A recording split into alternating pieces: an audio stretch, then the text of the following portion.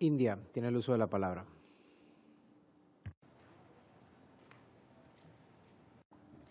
Thank you, Mr. Chairman. Thank you for giving me the floor. My delegation thanks the Secretary General for his reports and all the other reports presented under these agenda items dealing with racial discrimination and right of people to self-determination. Mr. Chairman, despite efforts made in combating racism, racial discrimination, xenophobia, and related intolerances, these pernicious ills continue to persist in different forms and manifestations today. Expressions of racial prejudices are increasingly intertwined with other forms of discrimination, constituting violation and abuse of human rights. Rise of exclusionist ideologies inciting discrimination and violence threaten to subvert the globalized economic order and social cohesion. We need comprehensive legal and administrative responses to counter emerging challenges. We must hold the perpetrators accountable, build awareness among people, train law enforcement officials, and monitor and review efficacy of various measures. Poverty and economic disparities are closely associated with racial discriminations and related intolerances and contribute to the persistence of these regressive attitudes and practices, which in turn generate more poverty.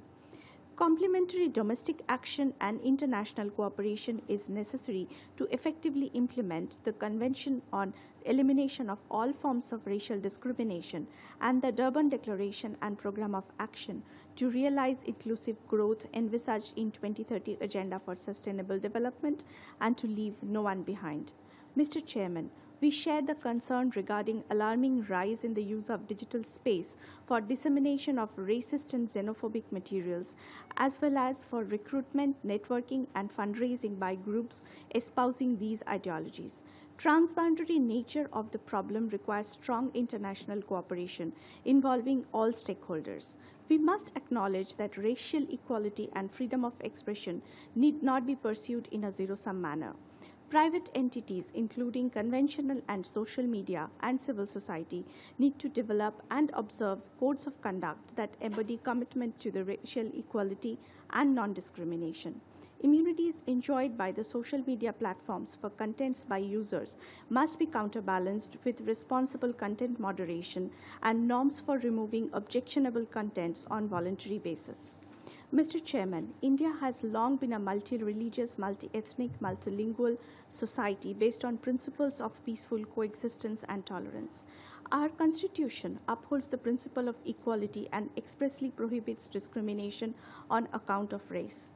These constitutional provisions are embodied in our legal framework, including criminal law, and are safeguarded by judiciary, human rights institutions, and civil society and media. Mr. Chairman, self-determination has long been recognized as the right of peoples of non-self-governing colonies and trust territories to independence and self-government. India has always been at the forefront of the struggle against colonialism since its independence 7 decades ago. There are still 17 non-self-governing territories which are in various stages of decolonization. We must step up efforts to reach the conclusion of this long-drawn process.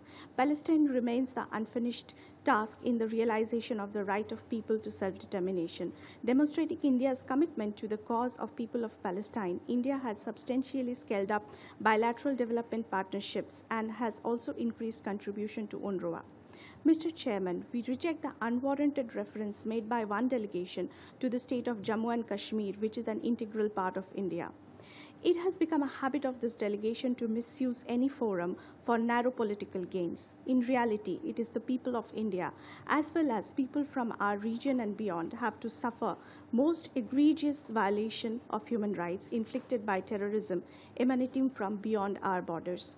The right to self-determination cannot be abused or misrepresented with the aim of undermining the sovereignty and territorial integrity of a member state. Mr. Chairman, in conclusion, I would say collective and coordinated action at the international, national, and local level is essential and must be vigorously pursued to promote and preserve equality and non-discrimination, which are fundamental to our existence. India remains committed to work with all partners in this pursuit.